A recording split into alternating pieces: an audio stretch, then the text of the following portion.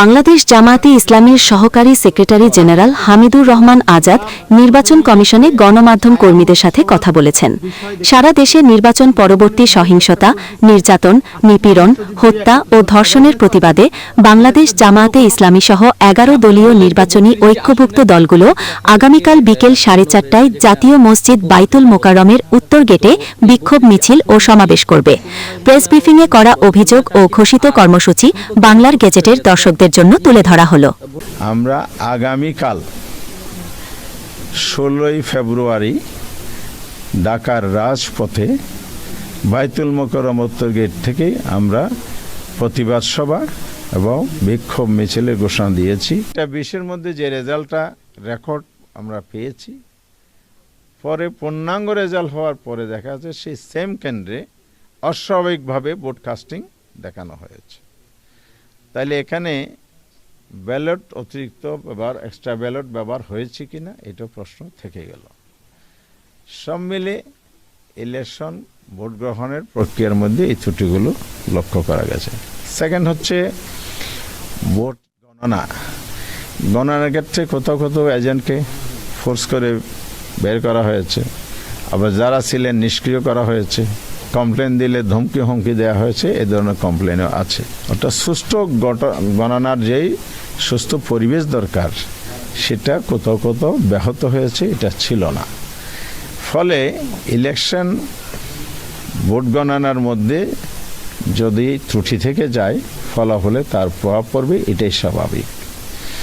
Result শিটেও দেখা গেছে ঘষা মাজা, কাটাছিটা, ওভার রাইটিং, এবং অনেক জায়গায় যে অরিজিনাল এজেন্ট ছিলেন প্রার্থীর তার স্বাক্ষর নেওয়া হয়নি রেজাল্ট শিটে।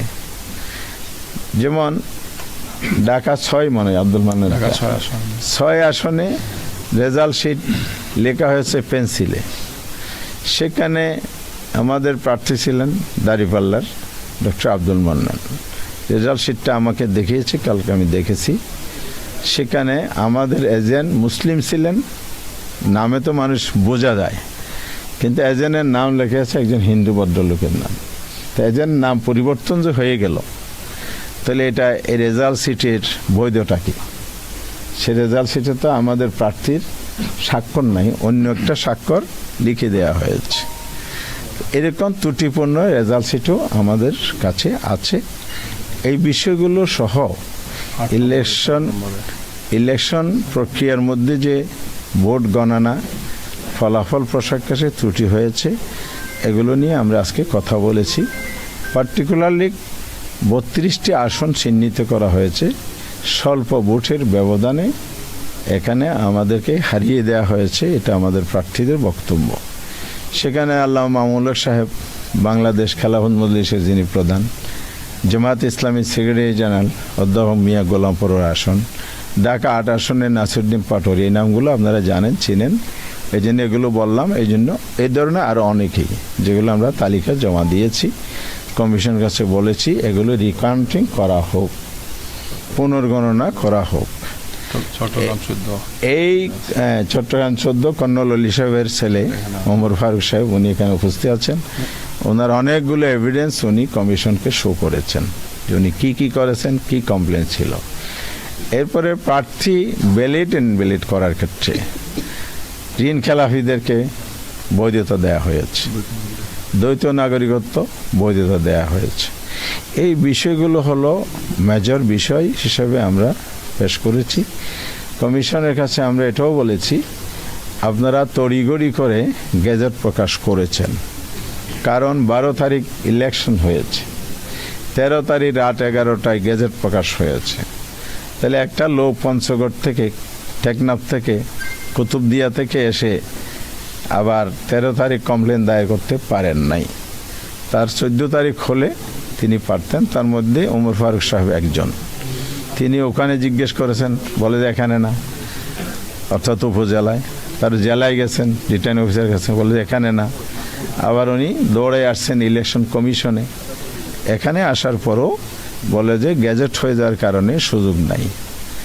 এই যে বিষয়গুলো তড়িঘড়ি করে করা হয়েছে, অথচ 13 তারিখ সকালেই আমাদের ডেলিগেশন আসছিল, এনসিপির ডেলিগেশন আসছিল, তারা বলেছে আপনারা গেজেট প্রকাশ করবেন না, আমাদের এই কমপ্লেনগুলো আছে, পুনর্গণনা বিশেষ করে এই কয়টি আসন স্থগিত রেখেই পুনর্গণনার মধ্য দিয়ে স্বচ্ছতার সাথে আপনারা রেজাল্টটা দেন, তারপরে গেজেট দেন। তো এখন প্রশ্ন তৈরি হচ্ছে, তড়িঘড়ি করার কারণ কি এটাই যে কমপ্লেনগুলো আসছে, সুতরাং এগুলো তাড়াতাড়ি করে ফেললে বেঁচে যায়। আমি জানি না ওনাদের নিয়ত ভালো, ওনারা বলছেন, ওনারা স্বচ্ছতার সাথে করেছেন, সবই শুনেছি, কিন্তু আমরাও বলছি যে আমাদের কমপ্লেন আমরা দিয়ে গেলাম, আইনের দরজা খোলা আছে, ওনারাও বলেছেন, আমরাও আইনের প্রক্রিয়ার মধ্যে যাব, কিন্তু এখানে আমাদের রাইটটা যে ক্ষুণ্ণ করা হলো এটা নিয়ে আমাদের প্রশ্ন রয়ে গেলে এই কথা আমরা বলেছি। সেকেন্ড পয়েন্ট হচ্ছে নির্বাচনের আগে এবং পরে সহিংসতা যে হয়েছে সেটাই। নির্বাচনী সহিংসতা বাংলাদেশে অতীত হয়েছে, এগুলো আমরা জানি, কিন্তু এইবার তো সেটা প্রত্যাশিত ছিল না। এই জায়গা থেকে বেরিয়ে আসার জন্য তো জুলাই অভ্যুত্থানে অনেক রক্ত ঝরেছে, জীবন দেয়া হয়েছে, এবং সেই জায়গাটা পুনরাবৃত্তি ঘটছে। তাহলে কি এটাই হচ্ছে বাংলাদেশে আবার ফেসিবাদের, আবারও স্বৈরতন্ত্রের উত্থান হতে যাচ্ছে? আমার বোনরা, আমার মায়েরা, নারীরা আজকে নিরাপদ হলো না। হাতিয়ার ঘটনা কি আপনারা জানেন? 2018 সালের সেই সুবর্ণ সৌরের ঘটনার পুনরাবৃত্তি করতেছে। সেদিন কি হয়েছিল?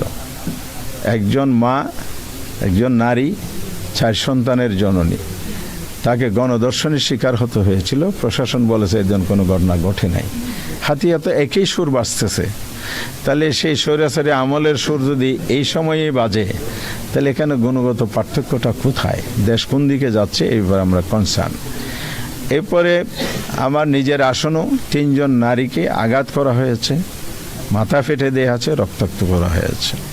বাংলাদেশে বিভিন্ন জায়গায় অসংখ্য, আমরা 54টি জেলার রিপোর্ট সাবমিট করেছি, গণমাধ্যমে আসা রিপোর্ট, আমাদের বিভিন্ন সোর্সের রিপোর্টের ভিত্তিতে সহিংস ঘটনাগুলো। আমাদের আমিরে জামাত 11 দলের মিটিং করে গত পরশুদিন প্রেস ব্রিফিং করে স্পষ্ট করে দিয়েছে যে সহিংসতা বন্ধ করুন। বন্ধ যদি আপনারা না করেন তাহলে আমরা রাজপথে নামতে বাধ্য হব। আমাদের 11 দলের সিদ্ধান্ত হয়েছে, পার্লামেন্টে আমরা গঠনমূলক বিরোধী দলের ভূমিকা পালন করব, দেশ এবং জাতির স্বার্থে কথা বলবো, আমাদের বক্তব্য তুলে দেশ গড়ার জন্য, আমাদের বাংলাদেশ, দেশকে আমরা ভালোবাসি, দেশকে আমরা পিছনে নিতে চাই না, সামনে নিতে চাই। সেই সেন্টিমেন্ট থেকে আমরা কাজ করার জন্য, ভূমিকা পালনের জন্য প্রস্তুত আছি ইতিবাচকভাবে। কিন্তু যদি এই ধরনের সহিংসতা অব্যাহত থাকে তাহলে অবশ্যই দেশ আবার পিছনের দিকে যাবে। আমরা কোনো অপশক্তির হাতে, যারা ষড়যন্ত্র করে দেশকে অস্থিতির সৃষ্টি করে গণতন্ত্রের অভিযাত্রাকে ধ্বংস করার পায়তারা করবে, সে জায়গায় আমরা আপোষহীন থাকব। এই জন্য প্রয়োজনে আমরা রাস্তায় নামতে বাধ্য হব। ইতিমধ্যেই আমরা 11 দলের পক্ষ থেকে গতকাল লিয়াজি কমিটির মিটিং করেছি, শীর্ষ নেতৃবৃন্দের সাথে আলাপ করে আমরা আগামীকাল 16ই ফেব্রুয়ারি ঢাকার রাজপথে বাইতুল মোকাররম উত্তর গেট থেকে আমরা প্রতিবাদ সভা এবং বিক্ষোভ মিছিলের ঘোষণা দিয়েছি। কারণ হচ্ছে এই সহিংসতা বন্ধ করতে হবে। বিকাল 4:30টায় জনগণকে সাথে নিয়ে আমরা এটা প্রতিবাদ করতে চাই। এত যে না থামে তাহলে আমাদেরকে রাজপথে আরও আগাতে হবে। আমরা চাই না রাজপথে রাজনৈতিক বিষয় সমাধান করতে হোক। দেশে একটি পার্লামেন্ট গঠিত হয়েছে, হয়তো 2 দিন পরে শপথ হবে। সেই পার্লামেন্টে রাজনীতির সকল আলোচনার কেন্দ্রবিন্দু হোক, এটাই গণতান্ত্রিক রেওয়াজ, পলিটিক্যাল কালচার নতুন দ্বারা আমরা তৈরি করতে চাই। কিন্তু যারা অধিক সংখ্যক আসনে বিজয়ী হয়ে সেই পথে না হেঁটে অসুস্থ পথে যেতে চান, জনগণ সেটা মেনে নেবে না। জনগণকে সাথে নিয়ে আমরা এটা রুখে দেবো ইনশাআল্লাহ। আরেকটা বিষয় হলো সংস্কার। খানা ভোট হয়েছে, এখানে অবাক হওয়ার মতো বিষয়, বিভিন্ন আসনে আপনার ধানের প্রার্থী বা তাদের জোটের প্রার্থী যা ভোট পেয়েছে, না ভোট পড়েছে সেই পরিমাণ। তাহলে সংস্কার সবাই মিলে করার জন্য আমরা জুলাই সনদ রচনা করলাম, কিন্তু ভোটের রেজাল্টটা এরকম হয়েছে কিভাবে, এটা দেশবাসী অবশ্যই বিবেচনায় আনবে আগামী দিনে। তবে আমরা এই জায়গায় স্পষ্ট করতে চাই, অনেক রক্তের বিনিময়ে জুলাই সনদ তৈরি হয়েছে, অনেক চেষ্টা, অনেক শ্রম সাধনা, রাষ্ট্রীয় কোষাগারের অর্থব্যয়, অনেক মানুষের অনেক সময় স্যাক্রিফাইস করার মধ্যে দিয়ে এটা হয়েছে। সেই জায়গায় যদি নতুন কোনো কিছু গড়তে যায় তাহলে এটা জনগণ গ্রহণ করবে না।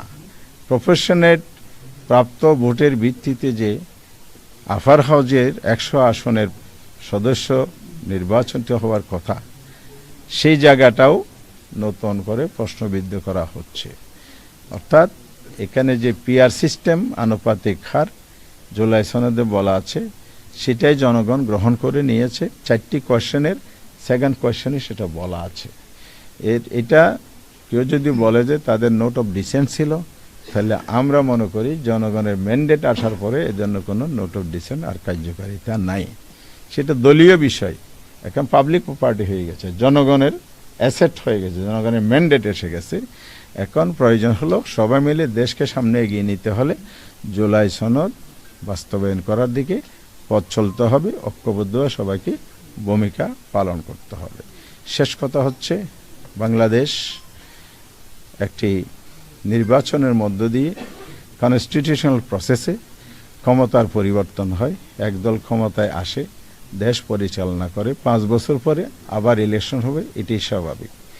কিন্তু কোনো দলের জনগণের দায়িত্ব নেওয়ার পরে যদি মিসহ্যান্ডেলিং হয়ে যায়, সে দায়িত্ব তাদেরকে নিতে হবে। আর এবারের ইলেকশনে জন আকাঙ্ক্ষার প্রতিফলন ঘটে নাই, যে কারণে জনগণের ভোটের মাধ্যমে যে ক্ষমতার পরিবর্তনে আশাটা ছিল, এ কথাটা কিন্তু প্রশ্ন রয়ে গেল। তবে আমরা আশাবাদী হতে চাই, আগামী দিনে যেই আমাদের সামনে বাংলাদেশ গড়ার স্বপ্ন আছে, আমাদের নির্বাচনী ম্যানিফেস্টোতে আমরা বলেছি আমরা ঐক্যবদ্ধ বাংলাদেশ চাই, আমরা সবাই মিলে দেশ গড়তে চাই, দেশকে সামনে এগিয়ে দিতে চাই। সেই চিন্তা ধ্যান ধারণা সমুন্নত রেখে আমরা সামনে এগিয়ে যেতে চাই। কমিশনকে আমরা বলেছি এই অভিযোগগুলো আপনারা খতিয়ে দেখেন, আর আমরা আইনি প্রক্রিয়া যেটা আগাবো, স্বচ্ছতার সাথে যদি আইন প্রয়োগ হয়, বিচারিক প্রক্রিয়া অনুসরণ করা হয়, কোনো হস্তক্ষেপ ছাড়া যদি ন্যায় বিচার প্রতিষ্ঠিত হয়, এটাই হবে আগামীর বাংলাদেশের জন্য একটা নতুন মাইলফলক। দেশে আইনের শাসন, ন্যায় বিচার প্রতিষ্ঠিত হবে। এক্ষেত্রে আমরা সাংবাদিক বন্ধুদের সহযোগিতা চাই, দেশবাসীর সহযোগিতা চাই। সবাইকে ধন্যবাদ। জি, আমরা শপথের ব্যাপারে পজিটিভ সিদ্ধান্ত নিয়েছি, আমরা শপথ গ্রহণ করব, পার্লামেন্টেও যাব, আমরা গঠনমূলক ভূমিকা পার্লামেন্টে রাখব এবং আমাদের জন্য রাজপথও খোলা থাকবে। জি, আইনের ধাপ কিন্তু 3 দফা আছে। একটা হলে ইসি করতে পারে, এরপর ট্রাইব্যুনাল আছে, এরপরে হাইকোর্টে রিট করা যাবে। এই আইনি প্রসেসগুলো আমরা অনুসরণ করব। 32-এর বাইরেও আমাদের কাছে এভিডেন্স সাফিসিয়েন্ট আমাদের হাতে আসতেছে, সেজন্য ব্যবধানের বাইরেও বড় ব্যবধান হারানো যদি এখানে এভিডেন্স পাওয়া যায়, সেক্ষেত্রে আমরা আইনের আশ্রয় নেব। সংস্কার তো কমিশনের মধ্যে নির্বাচন কমিশনের সংস্কারের কিছু বিষয় মৌলিকভাবে এসেছে। জুলাই সনদ বাস্তবায়ন হলে এগুলো আমরা সুফল পাব, যেহেতু কোনো বাস্তবায়ন হয়নি, সুফল পাইনি। সেকেন্ড হচ্ছে, ইলেকশন কমিশন তাদের বক্তব্য অনুযায়ী হাড় অ্যান্ড সোল চেষ্টা করেছে, পরিশ্রম করেছে, এটা আমরা শুনেছি, এটা আমরা বিশ্বাসও করতে চাই।